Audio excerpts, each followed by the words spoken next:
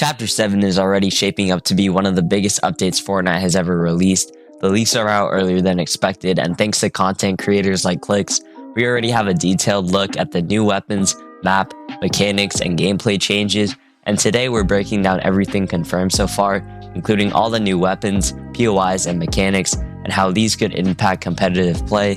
But before we get started, make sure to use code AV8 in the Fortnite item shop to support me. But let's get straight into it. Starting off with the new map, it's immediately clear that Chapter 7 has a different layout from previous seasons, and the map appears slightly smaller than usual, but each POI has distinct designs and functions. Some of the named locations include Battlewood Boulevard, Wonky Land, Paint and Palms, Latte Landing, Tip Top Terrace, Bumpy Bay, Sus Studios, Four Fields, Sandy Strip, and the Inno Loop Labs. And unlike the past seasons, you no longer select your drop spot from the battle bus, and instead players spawn on the map and move via the new surfing system, which allows you to rotate across the map using wave-like mechanics where you surf on the tsunamis. And this changes early game fights as drop locations are no longer predictable. Moving on to the weapons, one of the new rifles confirmed so far is the Enforcer AR, which returns from Chapter 5, and according to gameplay videos, it deals 35 damage from medium range. It's hit scan and appears to reward controlled bursts rather than rapid spraying, and this weapon is versatile for mid-range duels and maintains consistent performance. Also, the Deadeye AR has also been added, and Clix confirmed that it is a hit scan weapon as well, and it deals 40 damage to the body at medium range, making it slightly stronger than the Enforcer AR in terms of raw damage. This makes it a reliable option for mid-range fights where accuracy is crucial, since it also has a scope on it. One thing I am worried about is surge trading with this new AR, and since it is hit scan AR with a new scope, similar to the Hollow Twister from Chapter 6, it can easily be abused for crazy surge damage and will probably lead to more team surge trading in competitive. Next, the Sniper Rifle. This weapon does 158 damage to the head and 70 to the body, and unlike traditional snipers, it no longer guarantees a one-shot kill to the head at full health, which changes how long-range engagements are approached in competitive play. And overall, this doesn't look too strong, and most players will not be using this since it has really bad damage along with crazy bullet drop. Now the shotgun lineup. Close range combat is dominated by the Iron Pump shotgun, which has headshot damage scaling by rarity, 165 for gray, 175 for green, 185 for blue, 195 for purple, 205 for gold, and 225 for the mythic. And this means that both gold and mythic versions are capable of one-pumping opponents, making them extremely powerful in close-quartered fights. The Twin Hammer shotguns have also been added to the game and are kind of like attack, and they do decent damage, and you can technically two-tap people to the head, and it's mostly good in short-range fights. Holding down the fire button allows rapid consecutive shots, and Clix reported landing 182 damage over 2 hits, making the dualies a strong choice for aggressive players who prefer continuous damage output and auto shotguns. There's also a new arc lightning gun, which I'm not sure is going to be in competitive, but Clix described it as a minigun that shreds opponents, and while it's unclear if it's going to be used in comp tournaments since it's kind of overpowered, the weapon has very high damage output, making it effective in clearing structures or killing opponents. And explosives have also returned, with grenades now back in the game doing 100 damage, which is consistent with past values and provides players an option for breaking cover or pressuring builds. And supply drops are also back, and according to Clix, they drop over 1,000 gold. Since gold is abundant and necessary in Chapter 7, acquiring these supply drops is a significant advantage. A major new gameplay feature is a self-revive mechanic, which some people have talked about for years, but players can now find self-revive items in supply drops or purchase them from certain vending machines for 2,500 gold, and while that price is high, gold is plentiful this season, making self-revives accessible in most matches, and this also adds a new layer of strategy, allowing aggressive players to take risks, knowing they have a chance to return to the fight. This may cause issues in competitive though, where you can't always get your finish, and this can easily lead to players reviving themselves and making unfair fights. For movement, Chapter 7 includes multiple options for rotation and vertical positioning.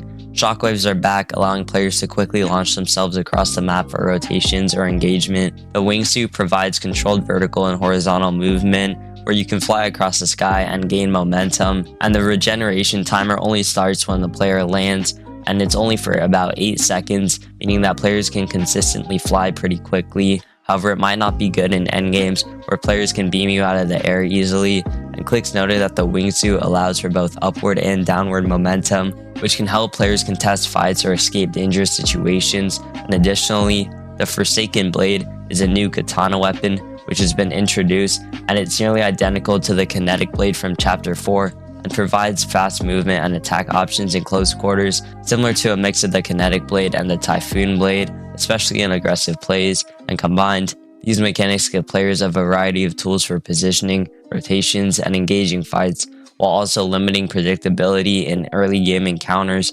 And vehicles also have a new functionality. Reboot vans can now be driven, with half of them anchored in places around the map, and some of them you can drive, which could be integrated into competitive rotations or as alternate mobility items, meaning that vehicles may return to competitive, which is going to be interesting to see how that plays out. Regarding healing, Clix didn't provide new numbers, but the general flow of the game suggests that healing remains similar to previous seasons, with strategic placement of items making early game aggression and loot prioritization important, and the heals shouldn't be too OP. I think they're going to return some items from Chapter 4 and Chapter 3, which is going to be cool to see. From a UI perspective, the top right now shows vertical layouts for your inventory and stats, and sprint is now displayed at the bottom of the screen. And while not a huge gameplay mechanic directly, this change allows players to monitor their movement and loadout more clearly during fights, which may take a while to get used to. And in terms of map strategy, several POIs offer distinct advantages. Sus Studios appears to be a favorite landing location for Clix due to loot density and positioning. Inner Loop Labs contains enclosed areas with loot, while open zones like Sandy Strip favor mid-range engagement. The Four Fields POI allows vision across terrain, which is valuable for tracking rotations and planning fights. Battlewood Boulevard offers fast-paced early game fights, and Wonky Land provides chaotic terrain for lurk plays and getting damage. Another key change is that players cannot directly go in the center of the map immediately on most of the tsunamis. The new spawn and surfing system positions players along edges or select starting points, which influences early fights, rotations, and third-party opportunities. When looking at the weapon meta in Chapter 7, the Enforcer AR stands out as a hit scan option dealing 35 to mid-range, while the Deadeye AR also hit scan deals 40 body damage and functions as a precision-focused mid-range weapon. The sniper rifle has 158 headshot damage and 70 to the body, meaning it no longer guarantees a one-shot kill on full health, and close-range combat is dominated by the new Iron Pump shotgun, which has headshot damage scaling by rarity, 165 for Gray, all the way up to 225 for the Mythic, and Gold and Mythic versions are capable of one-pumping opponents, making them extremely powerful in close-range fights, and the double pump remains as situational attack weapon. The Arc Lightning Gun offers extremely high DPS in minigun-style format, and grenades return with 100 damage for breaking cover or pressuring opponents. Melee is represented by the Forsaken Blade, a katana nearly identical to the kinetic blade, also good for rotations, offering fast movement and attack potential in close quarters. Additionally, supply drops can contain over 1,000 gold, and new items including the Self-Revive, which can either be found in a supply drop or purchased from vending machines for 2,500 gold, making them a powerful strategic option given how easy gold is to get this season. Combined with shockwaves, the wingsuit, surfing system, and drivable reboot vans, rotations, positioning, and loot control are going to be critical in competitive play, especially with the new storm and surfing mechanic, and early fights are going to be unpredictable due to spawn points and surfing. The powerful mid-range rifles reward controlled tags, and shotguns dictate close-range priorities. Overall, Chapter 7 introduces a new map, new mechanics, and an updated weapon meta that shifts the competitive landscape. With all these changes, players will need to adapt their strategies for early game aggression, mid-game rotations, and endgame positioning. Overall, the weapons map and everything we covered looks sick, and if you enjoyed this breakdown and want to stay updated on more leaks and gameplay as they come out, make sure to like and subscribe, and use code AVIATE in the Fortnite item shop. I'll be doing a giveaway once we get 100 users, so make sure to use that code. And Chapter 7 is officially just around the corner, coming out later today, and these leaks give a solid look on how competitive play is going to evolve. Thank you for watching. I'll see you in the next one.